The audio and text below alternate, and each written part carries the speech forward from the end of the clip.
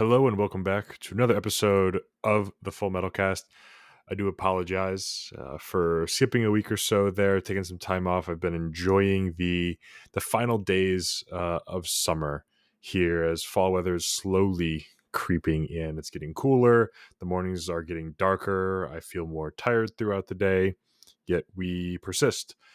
Um, Update: I've invested in a whiteboard in which I'm able to write down the topics I'm going to discuss, whether I'm recording solo or with a tag team of retards, so that I remain on track and on focus.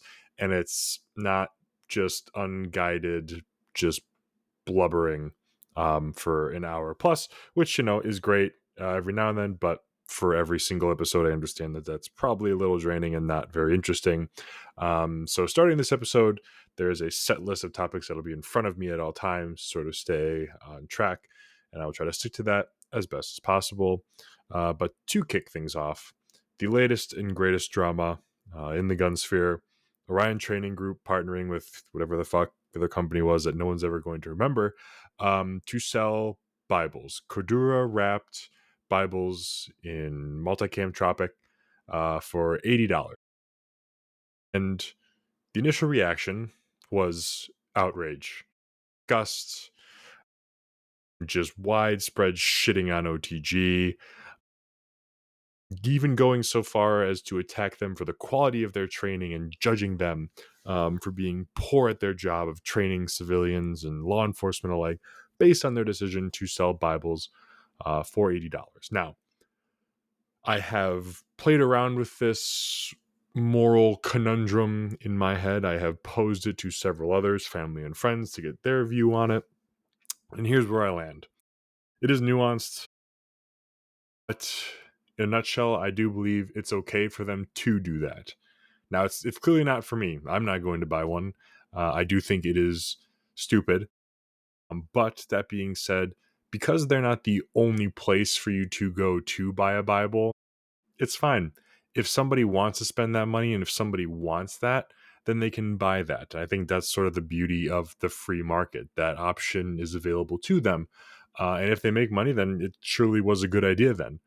But I think the initial reaction to sort of be disgusted by it is valid. And I think if you put any book in the Bible's place, you would still get a similar reaction, right? Because they didn't write the Bible, they didn't create the work. They just are quite literally repackaging it or recovering it. And the same would apply. I think the same reaction would happen if they took, say, like a Harry Potter book and, put a leather wrapped cover over it and sold it for like 800 times, where you could buy it somewhere else, right? Excuse me. That may be of value to a certain Harry Potter collector, and they'd be willing to, invest that money and buy the book, even though it's not from the author. OTG didn't write the Bible, just like they wouldn't have written Harry Potter in that instance. But I do think the initial gut reaction is a bit of disgust. I think that's valid. I think that's a good litmus test of, I think, a moral compass, if you will, especially since it is a real case of a Bible salesman. Now, they're not selling plots in heaven. They're not selling, blessings with it, very much like Trump's spiritual advisor tried doing not so long ago. And again, they're not the only place to go to buy a Bible. You can find Bibles for free. You can pay $1 for them from some organizations and they'll ship them right to you. Hell, you can buy the bastardized version of the Bible from at hotels and just take them for free if you really felt so inclined, as much as that may be counterintuitive to the teachings you find within the book. But because they're not the only place you have to go to get a Bible, I think it's okay for them to do that. Similar to, I think, why so many people have an issue with the insulin problem, right? There's really only one route for people to go if they are in need of insulin. And it's a shame that they're charged so much for this drug that they need to survive. I think those two are not equivalent. You can't equate what OTG is doing to that. And therefore, I do think it's okay, strictly for those two reasons. They're not attaching any sort of heavenly or religious value on a more expensive version of the book, and they're not the only place to get the book. That's where I land. That being said, again, I'll reiterate, it's not for me. I'm not telling anyone to go out and buy it. If it's for you, go ahead and buy it. Um, But yeah, that was a very, very interesting thing to watch everyone get up in arms about. And I do think that initial reaction, that knee jerk to go, whoa, that feels gross, is valid. Um, I think carrying it on into the next step, which I saw a lot of, just shitting on them about the quality of what they do, you know, free speech, you get to do whatever you want.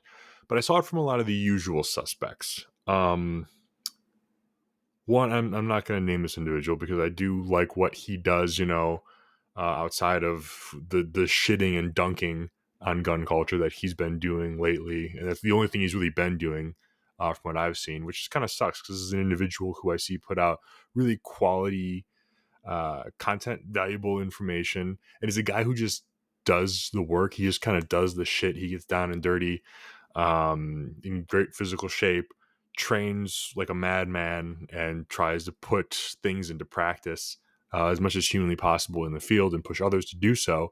He's his own man. He's very, unique, and he's on his own doing sort of his one man thing. And I respect the hell out of that. But recently, all I have seen from this that guy is just nonstop shitting on everything gun culture that's not him or what he likes. If it doesn't fit his little sort of paradigm, it sucks, it's gay, it's retarded, it's useless, it's not of any value whatsoever, sort of thing. And fair enough to do that for something that's worthy of shitting on, like SIG, Olight, etc., if you will. But I mean, we're talking about everything from like people, like the shirts people wear, and to an extent, sure, I get it, certain brands are worthy of that, but like this is like every single thing he comes across, he just dunks on it. And I address this exact same thing from the exact same individual around SHOT Show, because this is when it really started, I noticed. And I'll reiterate, I think, my stance again on this is like, not everything has to be for you, just like this Bible, right? Like, if it's clearly not for me, it's clearly not for a lot of people who saw it. It's not for most people who saw it from what I've seen. But this culture, this, gun culture, quote unquote, the sphere, we have enough enemies outside of it. We don't need to create division inside. And now it's good to route out those who are creating said division and who do sort of shine us in a bad light, who kind of give us a bad name, who do things that don't really fit, what a good, responsible person should be doing. That's fine. But to just blatantly go ahead and just shit on everything you don't like and call it gay and retarded nonstop, incessantly, it's not doing anyone any favor. It's certainly not doing him any favors, I would say. But it's preventing this from growing, I think, ultimately. And I've said it time and time again that every bit of propaganda is useful. Think of all the games you played, think of all the shows you watched, all the movies you watched, Airsoft, etc. Everything worked in its own way to get everyone here at a different pace, at a different time, at a different level. And all that's very valuable. And the more you have of it and the wider net you can cast to bring people in and interest people and educate people is important. So if somebody wants to latch on to, or someone sees like a bro vet shirt and that's what gets them interested, as much as it pains me to say, that Brovet shirt, that Brovet company, as insufferable as it may seem, did a good thing, and it brought somebody closer, to being a 2A absolutist, if you will, a libertarian, an anarchist, whatever it may be. It brought them in sort of the gun culture. And I think that ultimately is a net positive. And obviously, there are plenty of Brovet companies that fit that bill of the individuals who sort of paint us in a bad light. Excuse me. But you know what I'm getting at. But I've sort of gotten away already from the thread of Biblegate. But that being said, your knee jerk reaction was valid to say, ooh, that's gross. And to just sort of step back and reevaluate it. I think that's a completely natural response to somebody who has more than two brain cells and is sort of in tune with what's going on about them. I don't think it's necessarily appropriate to start attacking OTG for the quality of the training that they do. But again, freedom of speech, you do whatever you want. That's just my opinion. On to the next thing, if you will. And this is actually, I've recently, many videos and sort of reels and YouTube shorts have been sort of teed up to me on the topic. And it's water on kit. Art and War obviously did their video sort of highlighting the core performance sort of gear, the ice plate, the ice flask, all very cool things. Not things that I currently have, one, the budget, or two, the space on my plate carrier from an actual like matter perspective, but also from like a weight standpoint. My plate carrier is already over encumbered, I would say, and I have to start finding ways to shed some pounds. Maybe not pounds, but start shedding some things that aren't absolutely necessary and slimming it up. To sort of recap, I have a Cry JPC1, the Whiskey 7 sort of alpha panel placard up front. I have the Dead Concepts elastic structured cummerbund, Dead Concept shoulder pads, and the Pharaoh soft armor. I have a roll one on the back and a dangler up front. And then, sort of throughout the sides, I have a pretty much like an airsoft um, radio pouch. Pharaoh, I think, makes the wing thing for the knife mount behind the radio that I have as well. And then, several tourniquets hanging throughout, as well as now I have a canteen pouch just to the left of the radio on the left side. And I'll make sure there's pictures of all this stuff as well. I decided to go with the canteen because, one, I already have a canteen. It came with the gas mask I bought from Mira Safety, and the 1 quart canteen surplus pouches are extremely cheap in any colorway you want. You can get the old Digi, um, what is it? That stupid desert camo pattern that I love so much. I think it is pretty drippy, even though everyone else hates it. And you can even find it in multicam as well as all the flat colors as well for pennies on eBay, Venture Surplus, wherever it is. So I went with that because I already have it. I don't need to spend a whole lot of money in, a new pouch, a new bladder, and whatnot. I do have a hydration pack for the back. However, if I want to rock the Dead Concepts cummerbund, the adapter I have to throw on the back of the JPC doesn't allow the hydration pack to really mount properly. So I just totally skipped that altogether. And for now, on my plate carrier, I'll be able to carry a 1 quart canteen. And then obviously I have Nalgene's. I have the hydration bladder, I can put that in my bag, my rucksack, whatever it is I'll be carrying around with me. But on the actual plate carrier, the 1 quart pouch is on the left side, and it also doubles pretty well as a general purpose pouch if the canteen isn't in it. But the importance of carrying water on your kit, especially in the sphere that we're going to be existing in, realistically, as sort of prepared civilians, dirty civilians, whatever you want to call yourself, you're not training, or you're realistically not going to be in a situation with your kit where you're going to be infilling and exfilling, in, a 10-15 minute time period, like you see the high speed, super cool guys do, where they hit an objective and they're in and out. And this is what Art and War went over. You're likely going to be out in a firefight, rucking, whatever it is, where you're going to be in the field longer, carrying things with things on your body, in a firefight or doing other sort of strenuous activity. Staying hydrated is very important, and having an ability to carry enough water on your kit, and 1 quart of water is not nearly enough, I will admit, to keep yourself in the fight and in sort of optimal condition is extremely important. And it's gone overlooked a little bit. I think like a couple of other things in, the sort of civilian space, and we watch all the cool propaganda, like I just went over, we want to look and be like the super fast cool guys. And that's good to arm yourselves and equip yourselves with that stuff, because that's way harder to obtain than, I think, hydration, for example. But it's important to not obviously completely skip over those essentials, those basic building blocks. Make sure you go back to those. So hydration, very good. Look into it. Find a way to carry something on your actual chest rig or plate carrier, or whatever it is, and then being able to carry a little bit more in whatever bag or rucksack that you plan on having on you for whatever it is as well. And sort of in a similar vein to how I went about mounting water on my kit, we're on to the segment I'm going to like to call the bargain bin. And this is going to be a bit of a controversial segment, I fear, because when dealing with life-saving and life-taking equipment, money should be no object. In a perfect world, and everyone will tell you and will use as justification to spend, blank checks on pieces of gear and on guns and on ammunition.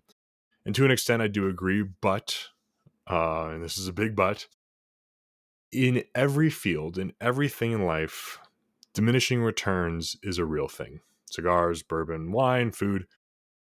Sure, in this space as well, it does exist. However, it is a very, very ugly gray area because you come into brands like Olight, you get Hollow Sun, you get PSA, and two of those may be great, one of those may be shit, and depending on the experience and who you ask, you're going to get sort of really murky waters. That being said, I would like to share some of the things that I have done to acquire pieces of kit and gear with that are sort of more money wallet conscious, if you will, without really sacrificing reliability or functionality. And obviously, I know those two things are realistically going to take a hit when you're going about it in a budget friendly way. But I'm trying to minimize the amount of those sort of levers get pulled down when going about this. And so the first two I'm going to talk about are ones that I've already posted reels about. The first one being if you are in the market for a new light on your rifle. The really Gucci brands, Surefire, Rain, Surefire Cloud Defensive, and whatnot. You're going to be you're going to be paying like 200-ish bucks plus for a capable, very strong, high throw, weapon light for your rifle. And again, life-saving equipment, life-taking equipment is worth it. You can trust it. It's going to turn on in any environment. It's going to take a beating and it's going to work. So if you can afford it and that doesn't make you wince, go right ahead. However, if you are already looking and you can stomach the price of a Streamlight, which is a step below Surefire, most people will probably tell you, just due to the quality, the performance of the lights, as well as some reliability issues I've seen, especially when they start to get a little wet, and especially if you are rocking a tape switch with it. The argument has been, and I think is made pretty well, that it is a step below Surefire. For the same price as a brand new Streamlight ProTac HLX, you can buy Surefire quality, I'm going to say, with a pretty good deal of confidence, in that you can buy a brand called Well Tool. And I posted a reel about this. You can see the comparison between the Streamlight HLX and Olight Odin and this Well Tool build for the same price, about 120 bucks. And the neat part is Well Tool was the original sort of manufacturer, the supplier for Modlight. Very well established brand of flashlight accessories that fit all sort of the ecosystems, Surefire included. But the neat part is Well Tool is essentially just a Surefire copy. You buy the Scoutlight body, you can build the M300 or the M600 sort of lengths and strengths of the Surefire variety. Find the Well Tool head to go along with that. And the neat part is all of those parts from tail to body to head are all going to be interchangeable with Surefire. The build quality is fantastic. And the strength and the quality and the throw of the light blew the Odin and the Streamlight out of the water entirely. And again, it's the same price as the Streamlight and the Olight for that matter as well. So it's a no-brainer to me if you're getting into that and you want a quality weapon light. You can spend the exact same amount as those starter brands. I'm going to call them starter brands, although you shouldn't buy Olight in my opinion, just based on the fact that they have blown up. And the one that I use in the video gets very, very hot if it's left on for more than a couple seconds. Or Streamlight, you can sort of skip to that Surefire level for the same price with Well Tool. And I'll make sure to post pictures and make sure to check out that reel on the Instagram to see the name of the body and the head that I went with. And again, you can continue using the Well Tool heads and accessories. And you can also switch over to the Surefire stuff as well when you're ready to start upgrading that, similar to buying a PSA rifle and upgrading components as they fail, the barrel, rails, whatever it may be. Once you're ready and financially capable of upgrading to, the next level brand, if you will, to sort of eke out that marginal gain you might get from a different brand name. So sharing that because that was the most impactful one, I think. I think that was extremely cool to sort of go down that rabbit hole over many days and do my digging and research and then acquiring those things. And again, being able to live in that sort of Surefire ecosystem, very cool as well. And for a really nice price tag. The second, navigation sort of GPS tool. You see it in a lot of Garantham videos, whether it's on, a rucksack, his plate carrier, or his wrist. He always has some sort of Garmin device on, if you will. And those devices are very expensive because they're the newer model. They have a lot of really cool features. They're much more compact as well. However, if you're okay with something maybe a little bit bulkier, especially as you start to familiarize yourself with using and programming those tools, you can get an older model of Garmin. I think mine's the 60 CSX or whatever it is. Pretty old. However, after some research before I placed a bid on the lot of 6 or 7 that I ended up buying, I confirmed there was still satellite support. I confirmed there was still map support online. And then I pulled the trigger. And then for about $20 each, I was able to grab myself one as well as 6 of my other friends who wanted one. So again, it's not going to look as pretty. It's not going to be as light. And I know I just mentioned saving some weight on my kit. It's not something I carry on my kit though. But if you can sort of stomach that, you can get it for a fraction of a fraction of a fraction of the price of the latest and greatest model, with all of the functions that you will need to use to survive. But yeah, I think that was a really cool thing to share. So check out eBay, check out the government auction sites, especially your local ones. You'll find this one was actually at a local college here. I think the college PD was selling them. So you may be able to find it just down the street from you. If you do a little bit of digging and be patient, take your time. But otherwise, check out eBay. They're all over the place as well. And at this point, you can probably find a newer model than that even for the same price that I got that, because that was done a few years ago. So don't be afraid to check out some older GPS units if that's something you feel like you need or be interested in investing in. The third and the final, I guess, bargain bin topic is a bit of an experimental one, because I know it is a real thing where you can take the HoloSun, I believe it's the LS221, and that is just the laser module, just the IR laser module. It's about $120 now. It's a little bit older, but it's just the bare bones IR laser. And if you unscrew the battery cap, you could buy, it's a $10 IR flashlight. And this is well documented across Reddit and YouTube. There's many tutorials on how to do this.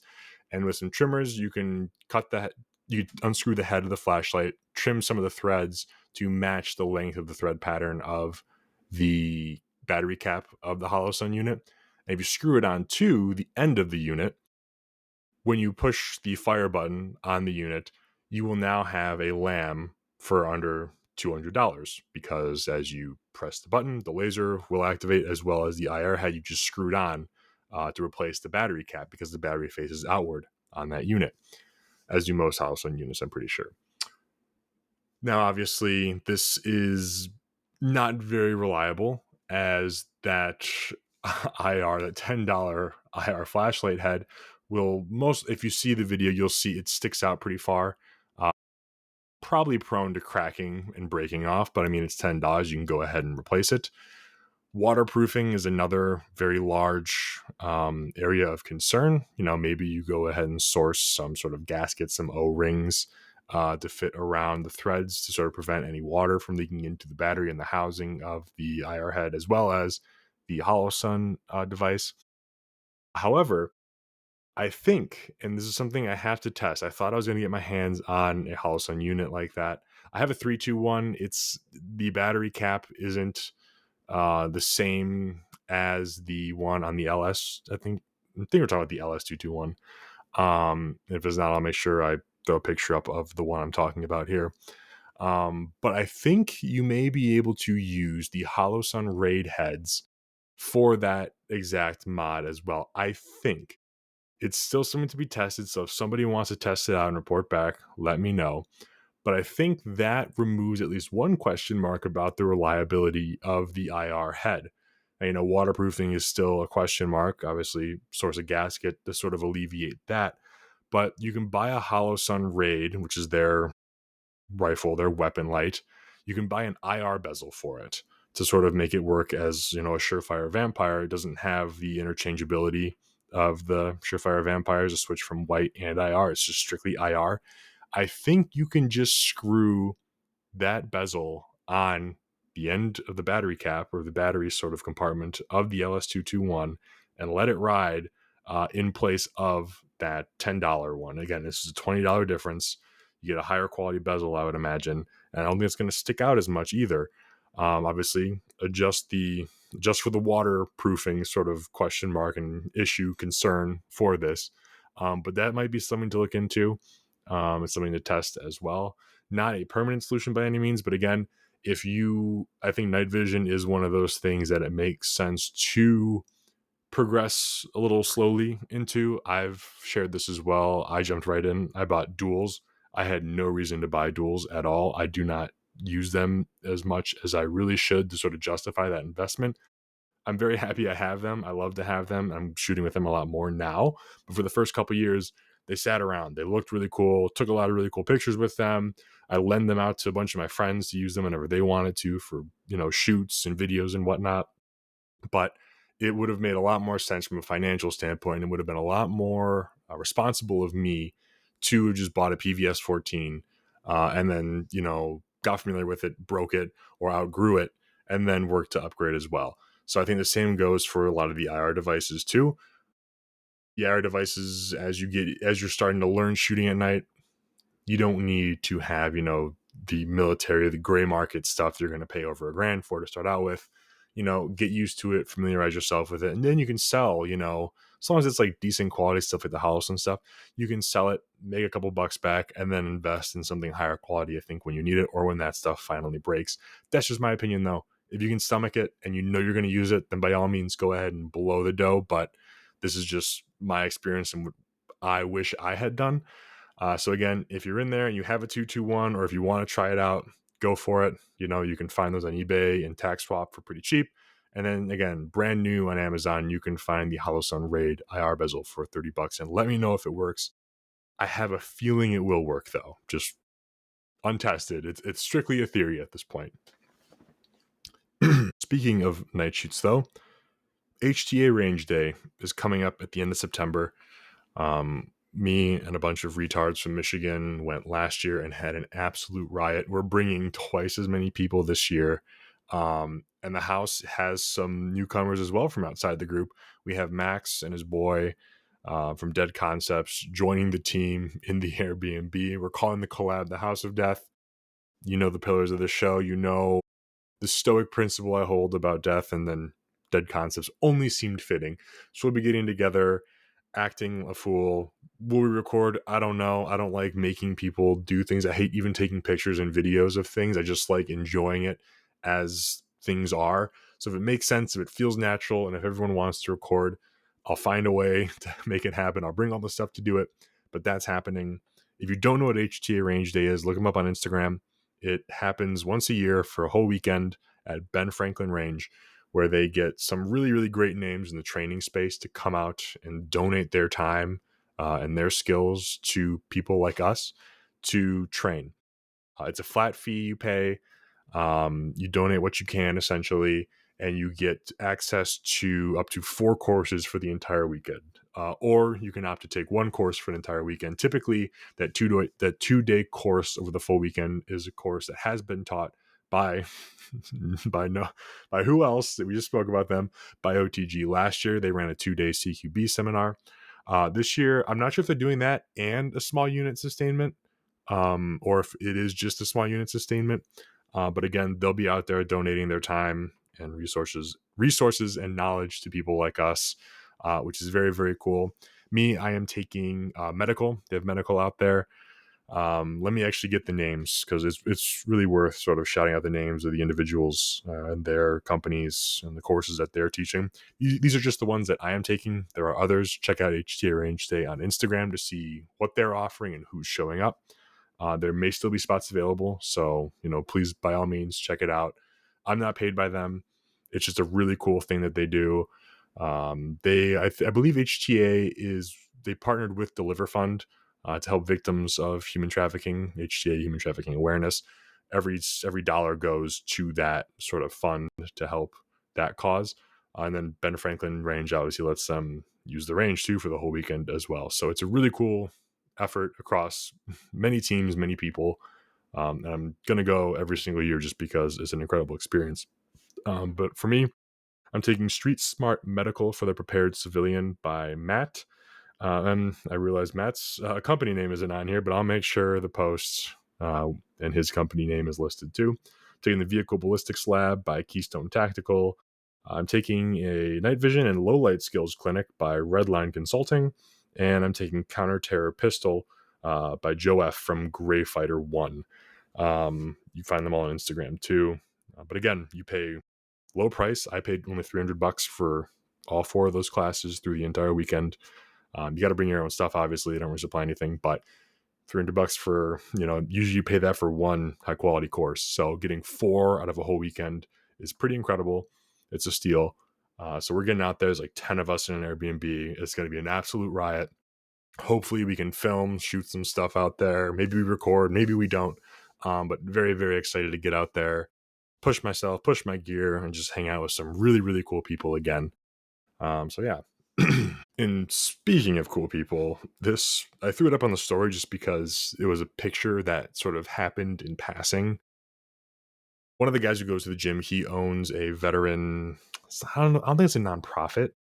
We'll call it a veteran just organization. It might be a charity. It might be a nonprofit. I don't want to, miscategorize it.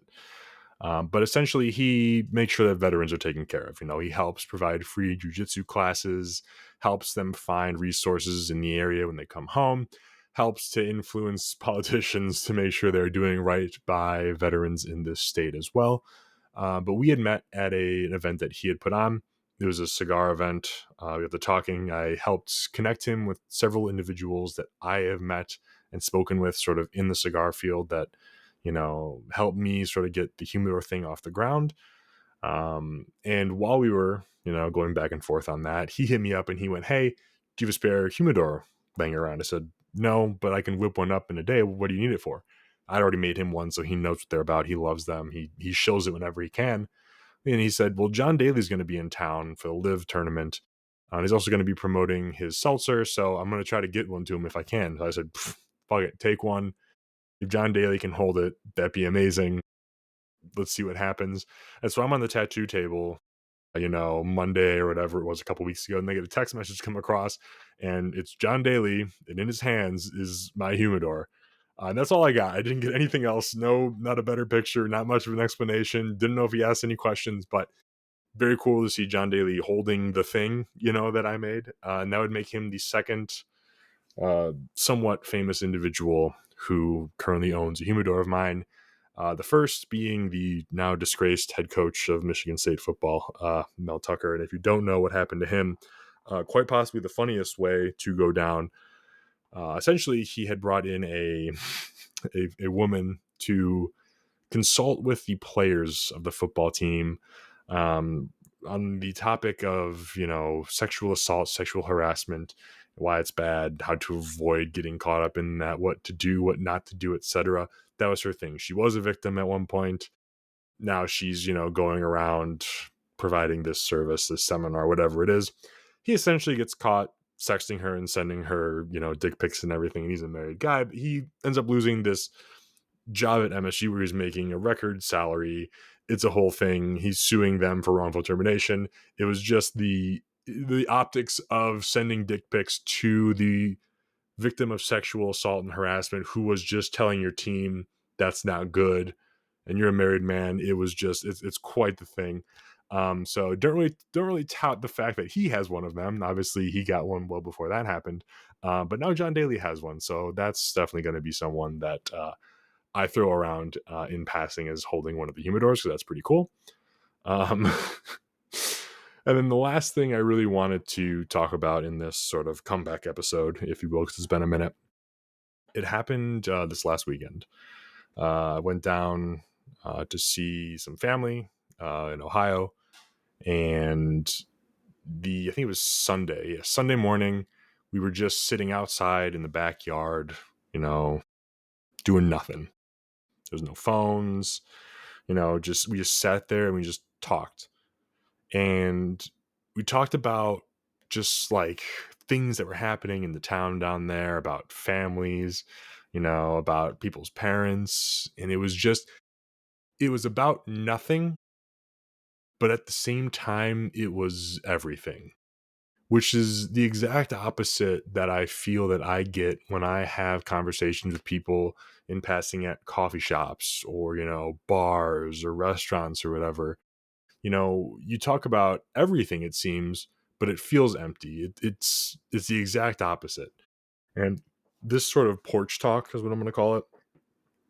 is provides me validation to my claim and my belief that life is simple. Life is truly simple. And I think once somebody is done wrestling with the life they feel that they are entitled to, the life they feel that they ought to live versus the life that they have, they can figure out and they can come to terms with what is enough. And this is going to be a long circle to sort of tie the ends to.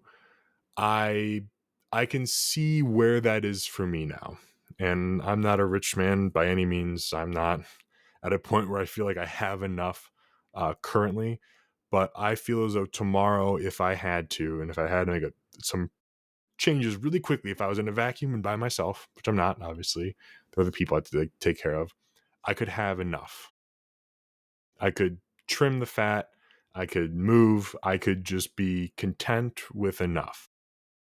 And that takes a while to get to. Again, the wrestling with that life you feel you're entitled to and you ought to live versus the life you have now is a huge battle. I think a lot of people fight internally, whether they know it or not today. But I think once you can come to terms with that, once that starts to settle, that sort of conflict starts to settle, things like porch talk um, become like just watching a tree line, become like watching birds, become like just being content and just finding the beauty and just being in awe of the ordinary. I think all that starts to come into focus a little bit more when that noise, when that internal battle starts to sort of quell a little bit. And that porch talk that I had on Sunday really just assured me that that was right, that I was good. Because again, we talked for almost 4.5, 5 hours. It felt like just nothing, but it felt like everything. Never once was I bored. Never once was I tuning out or wishing it had ended and I was able to just walk away or look at my phone or do something else.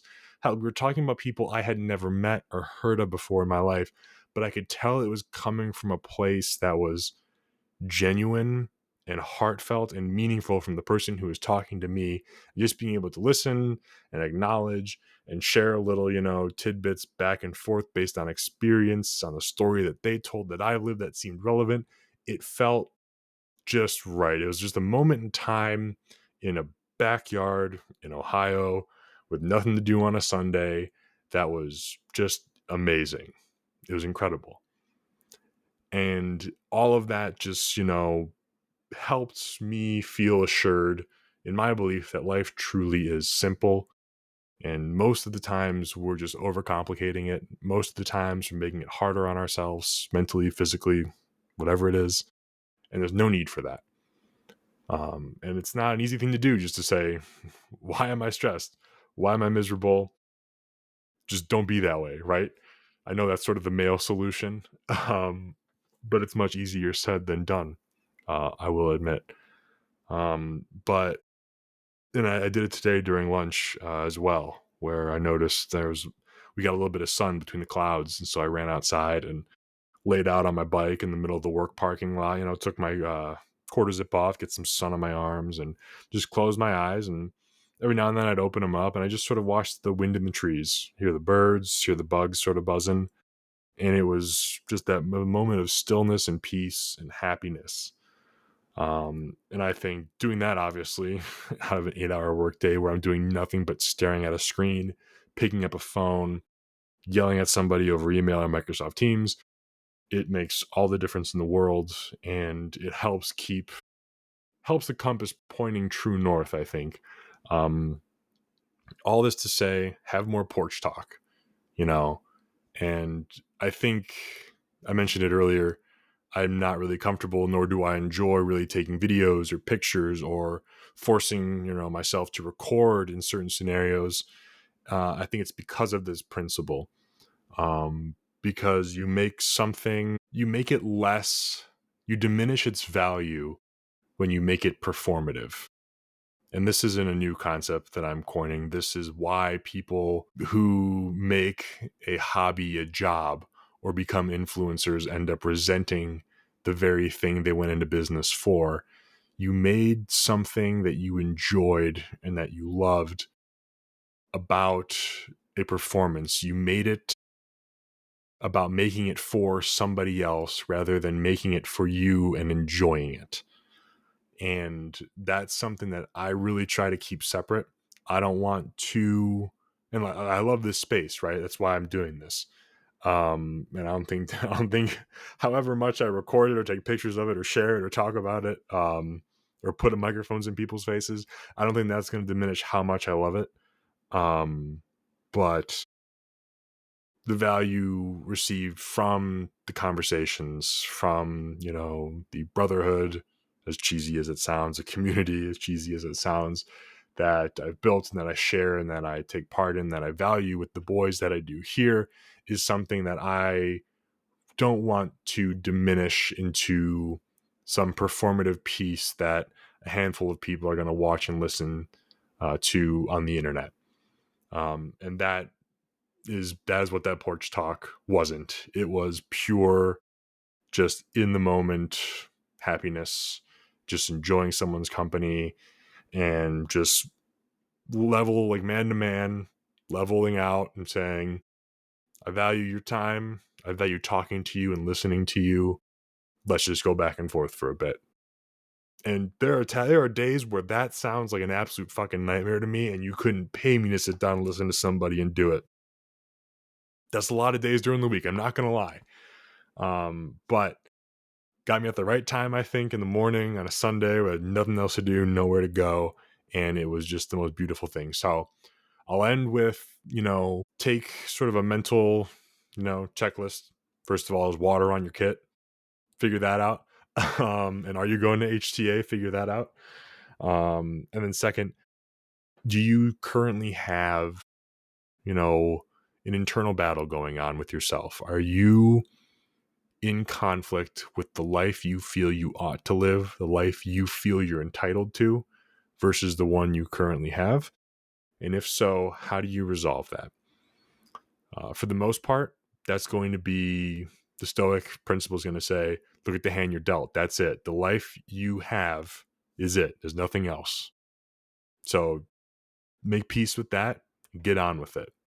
If you feel like you're entitled to something in life, you feel like you're owed something, you feel like you want something, the other part of that Stoic coin is, well, use the tools that are within your sphere of control to acquire said things or to make said things happen, or start bringing things into your sphere of control to acquire said things or make said things happen. Either way works, and it all ends up becoming the life you have anyways. But just sitting there and bashing your head against the wall or the desk and raging against the machine in your mind, just sort of fueling that fire and making that war worse, is only going to stress you out. And I think that's what leads a lot of people to be burnt out and sort of feeling purposeless in life today. I would say realizing that's really number one. I think a lot of people don't even realize it's happening. And it took listening to somebody say that they had that battle to really make it click with me. And I wasn't necessarily struggling with that exact thing at the time when I heard it, but the concept really, it stuck in my head, and I was really able to sort of visualize it then and there. And it seemed like a very useful and helpful analogy and parable and just sort of principle to share. So, take note, take inventory, see if you're currently fighting that battle with yourself. You know, whatever you have to do to sort of calm that battle, calm it. And there are other things too, you may be dealing with depression. When I'm not talking about that right now, I'm not going to be the one I'm not really equipped to deal with that. I'm just equipped. I'm not saying I'm equipped to deal with this either. But I feel more so equipped to talk about this than, another mental struggle that is taking place. So definitely take the time and do the soul searching, do the meditation, the time by yourself alone and just silence to think about that. It's part of being a man. It's the ugly part. It's the not sexy part. It's the not fun part of being a man. You want to be able to punch holes in whatever it is that's bothering you or threatening you. But win that battle in your mind first and about your life first. And then you can start focusing outward, I would say. So take that inventory. If you need help, if you have questions, I'm always here too. I'm not saying I'm going to be the expert on anything, but I will listen to you. I will offer my experience, and I'll do whatever I can to help or refer you to whoever may be more knowledgeable on the matter as well. But with all that being said, very excited for HTA if I haven't emphasized it enough. And then maybe do some soul searching as well on how you feel about Biblegate and share your opinions on that with me. I think I've seen every opinion there is on the internet, but let me know what you think too, because maybe there's some interesting nuanced takes that I haven't considered as well. But from across the board, from family and friends, the opinion that I had shared was roughly the same that everyone else had eventually as they talked it out.